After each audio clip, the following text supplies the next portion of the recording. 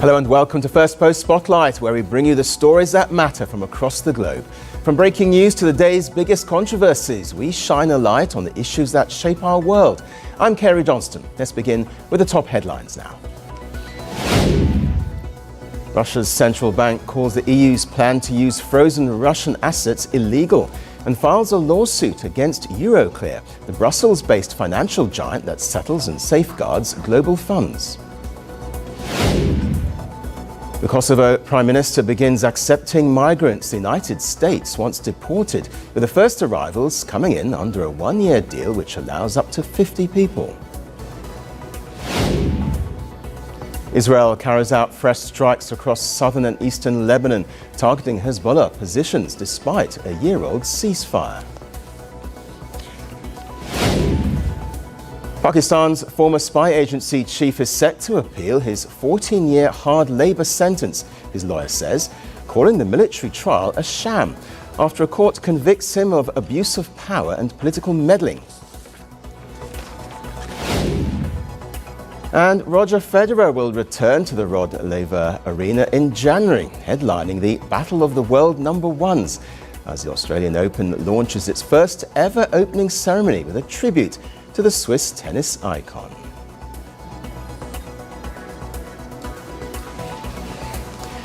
We begin with the latest from Bangladesh. The country has announced its first national election since the ousting of former Prime Minister Sheikh Hasina last August. The Election Commission says polls will be held on February the 12th, with campaigning set to begin from January 22nd.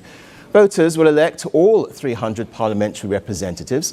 A referendum on the July Charter, which refers to a set of reforms agreed upon by most political parties after Hasina's exit, will be held on the same day. In this election process, we expect cordial participation and active cooperation of all political parties and rival candidates and of the voters. I urge all to play a historical role in our democratic journey by making the upcoming 13th National Parliament election a success. Well, this will also be the first general election under the interim government led by Nobel laureate Muhammad Yunus. The government took over after violent protests led to Hasina's ousting, forcing her to flee to India. Since then, the political field has shifted sharply. Hasina's Awami League has been disqualified from contesting elections. The Bangladesh Nationalist Party, or BNP, has emerged as a front-runner. For decades, Bangladesh's politics was shaped by the rivalry between Sheikh Hasina and Khaleda Zia. Both women served multiple terms as Prime Minister. The Awami League was barred from running after the interim government accused the party of abuses of power under Hasina. Well, this leaves the BNP as the main contender, even as its 80-year-old chairperson, Khaleda Zia, remains gravely unwell in Dhaka. Her health has deteriorated sharply, with doctors saying she needs round-the-clock care. Earlier this month, India's Prime Minister, Narendra Modi, expressed concern over Zia's health, saying that India is ready for all possible support in the matter. Meanwhile, in Dhaka, an air ambulance was arranged to fly Zia to London, but her doctors ultimately decided she was not stable enough to travel. The former Bangladeshi Prime Minister's medical team, which includes local and international specialists, say they are providing her the best possible care. Zia's medical board has urged people not to spread rumours and says she remains under intensive care. As Bangladesh heads into a high-stakes election, Zia's condition adds another layer of uncertainty to an already fragile political landscape. Well, for more on this, we have with us now journalist Muqtadir Rashid from Bangla Outlook, joining us live from Dhaka. Welcome to the programme. So, with the chairperson of the BNP gravely ill and the Awami League barred from running, where does this leave the election process? Thank you for having me. And I think the train of the election is already started their journey, as the Election Commission has announced a schedule for the expected election in the February next year. But we have the big incident in Dhaka right at the moment that one of the populist leader was basically shot at during his campaigning in Dhaka. So that's one of the biggest incident since the election was announced. And the security forces are really struggling to find out who the shooters were and what's going on. As the leader, he's known to be very anti-Indian and our version of Maldives president. So he was very popular in among the students, and he was shot at. And we don't know who were the attackers and what happened to him. Um, but he is now hospitalized and with a very critical condition, and people are struggling to find out who were behind this. The police said that they will be cracking down on the attackers.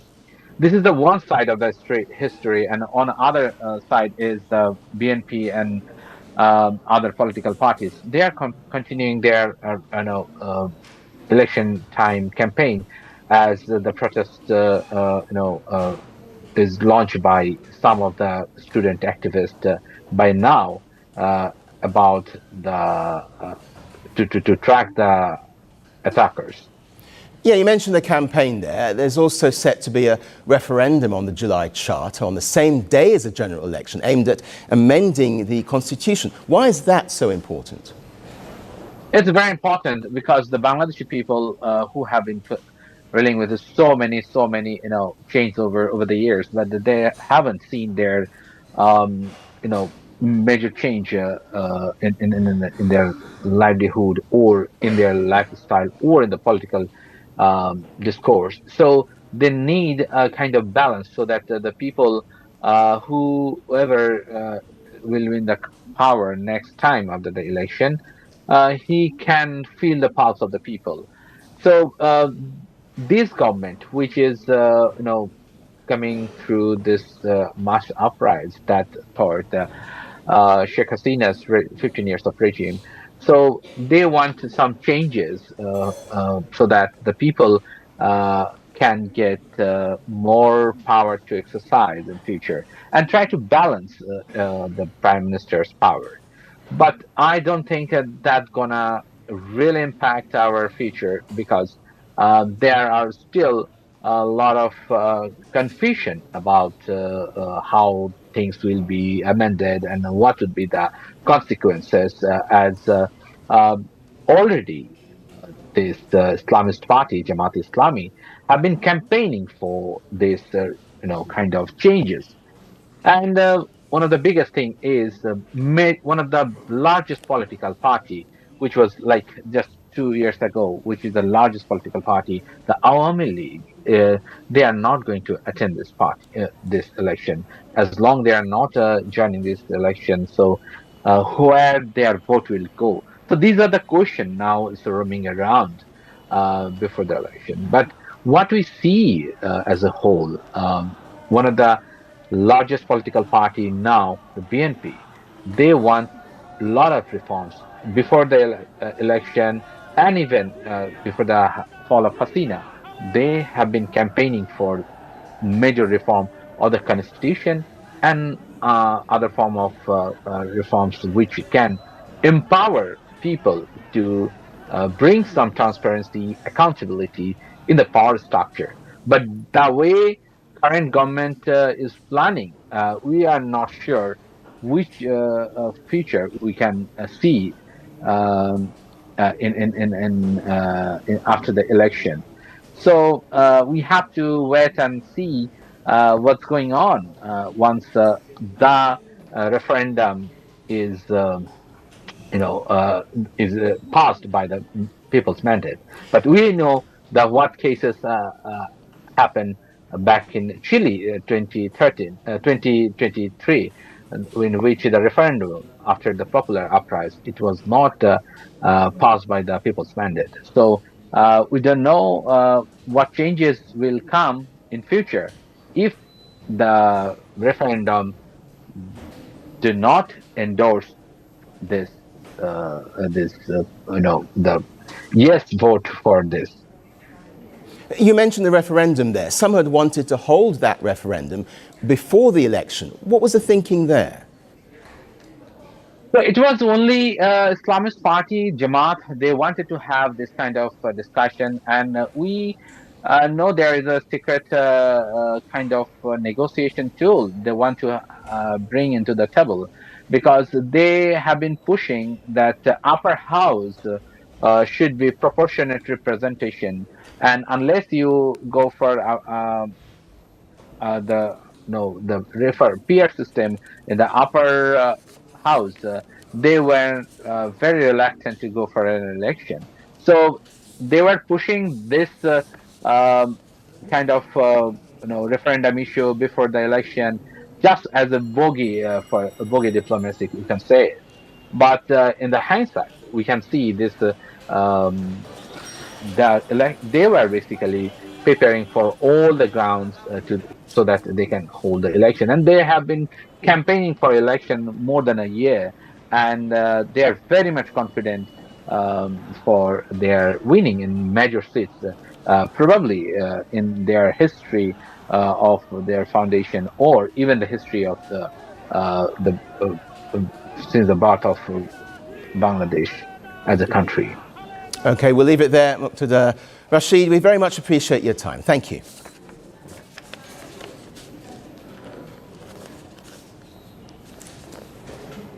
Well, let's shift our focus now to rising tensions between major world powers. Japan and the United States are raising fresh alarms over China's recent military actions. A radar incident near Taiwan is now triggering a fast-moving chain of events. Japan's Defense Minister Shinjiro Koizumi and his US counterpart Pete Hegseth agreed that Beijing's behavior is not conducive to regional peace. The two held a call after Chinese aircraft recently locked radar on Japanese jets near Taiwan. Both sides described the move as dangerous and deeply destabilizing. Tokyo says the December 6th incident involved Chinese J-15 fighter jets operating from the Liaoning carrier. Now, that's a Chinese military vessel that launches aircraft.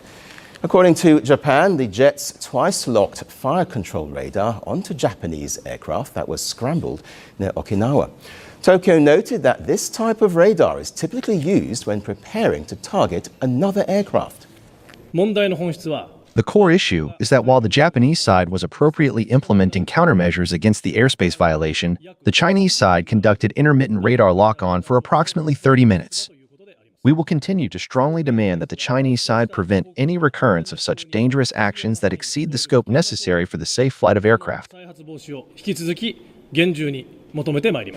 China, however, accused Japan of entering its training area without authorization and hyping up the situation.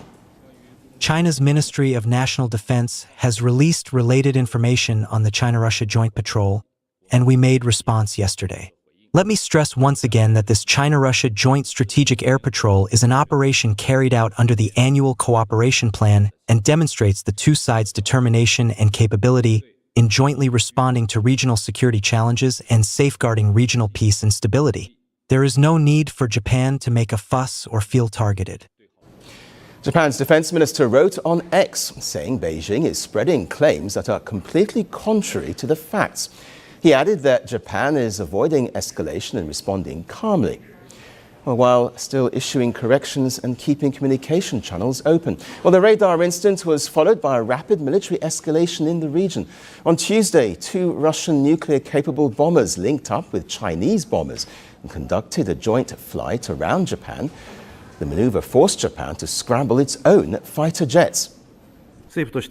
Through diplomatic channels, the government has conveyed to both China and Russia-Japan's serious security concerns regarding the continued joint activities by Chinese and Russian military forces around our nation, including this recent joint flight. Meanwhile, on Thursday, Japan and the United States carried out joint air drills with two US B-52 bombers flying alongside Japanese F-35 and F-15 fighter jets. According to Tokyo, the drills were intended as a show of force following the China-Russia drills. South Korea also confirmed that Russian and Chinese aircraft entered its air defense zone on Tuesday, while Seoul responded by scrambling jets of its own. Beijing and Moscow insist their mission is part of routine annual cooperation. Well, this sharp turn of events follows comments by Japan's Prime Minister Sanai Takaichi last month. She suggested Japan would intervene militarily if China attacks Taiwan. Beijing strongly objected at the time, and that political dispute is now unfolding against a backdrop of intensifying military maneuvers. From radar lock-ons to joint bomber flights and US-Japan tactical drills, the region is experiencing a sudden spike in military activity, all tied to rising tensions over Taiwan and Japan's shifting security posture. Tokyo and Washington say they're preparing for a more volatile Indo-Pacific environment, while China and Russia insist their operations are routine. So for now, the region watches on with concern over what comes next. Our next story surrounds the controversial immigration debate in the United States that has triggered sharp responses across the tech industry and social media. A leading US pollster, Mark Mitchell, has made sweeping claims about Indian tech workers and the H-1B visa program, sparking a major debate online. Well, speaking on a podcast, Mitchell argued that sending back a single H-1B developer from a top tech firm like Apple would have the same economic impact as deporting 10 illegal immigrants. Every single H-1B, senior developer at Apple that we send back, that's the equivalent economically probably of deporting 10 illegal aliens. So I don't know why we didn't do that yesterday. And the idea, yes, a lot of these people are entry-level, but a lot of them are making a ton of money. Mitchell went even further, saying that an estimated 12 million American tech workers are jobless because of what he described as a massive so-called Indification of the technology sector.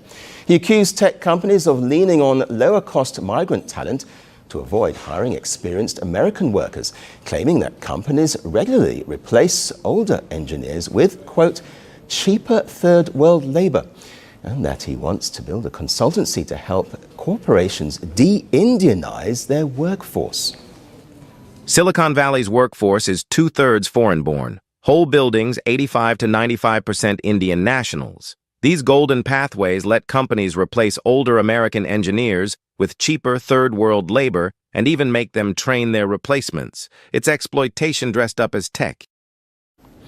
The controversy comes just months after reports confirmed that about 66% of Silicon Valley's tech workforce is foreign-born, with a large share coming from India and China. But Mitchell insists the system is broken and favors foreigners over Americans.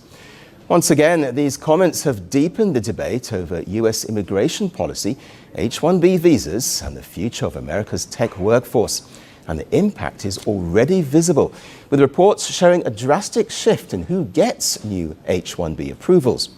American tech giants like Amazon, Meta, Microsoft, and Google now dominate the list of newly approved visas, while traditional Indian IT firms based in America have seen a significant drop in new sponsorships. In a separate incident, a former US diplomat who served as a consular officer in Chennai alleged that a significant share of H-1B applications she reviewed from India are fraudulent, claiming that she had observed a normalization of alleged fraud and bribery in the process.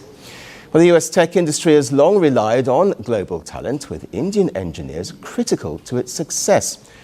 However, critics say that singling out Indians in the H-1B debate risks painting an entire community as problematic or unfairly advantaged, and that a comparison between a qualified tech professional and undocumented migrants is malicious and provocative. Now, in President Donald Trump's second term, the H-1B visa has emerged as one of the most contested and politically charged immigration issues, as analysts agree that no group will feel the impact more directly than Indian professionals, who form the largest share of the program's applicants. Well, we're closing now with a story that raises serious questions about how safely history is being stored. In the UK city of Bristol, a massive theft has meant the loss of more than 600 museum artefacts, including several objects looted from India during the colonial era.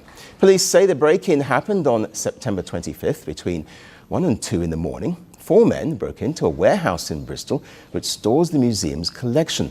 They ran off with hundreds of high-value artefacts, mostly from the British Empire and Commonwealth collection.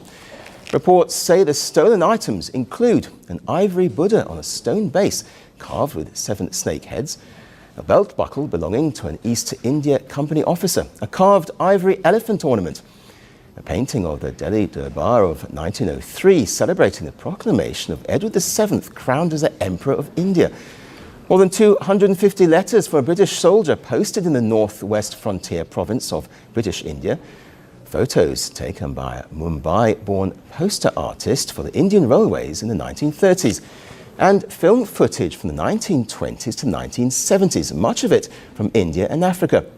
According to reports, the building was targeted twice, with the second raid accounting for the majority of the loss. The burglary wasn't made public at the time, but now, 2 months later, detectives have released CCTV footage of 4 suspects, and they're appealing to the public to help them trace the thieves.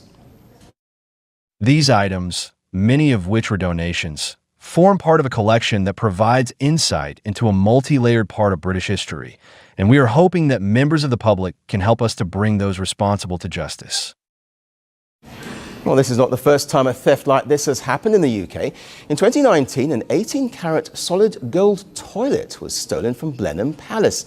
The fully functional golden commode was worth $6 million. 3 men were this year convicted of the theft, but other high-value thefts have since continued elsewhere, with the trend expanding beyond Britain. Just earlier this year, Paris saw a heist of its own at the Louvre Museum. In October, 4 thieves in balaclavas pulled up on motorbikes, set up an extendable ladder, and climbed through an upper window of the museum using angle grinders to break in.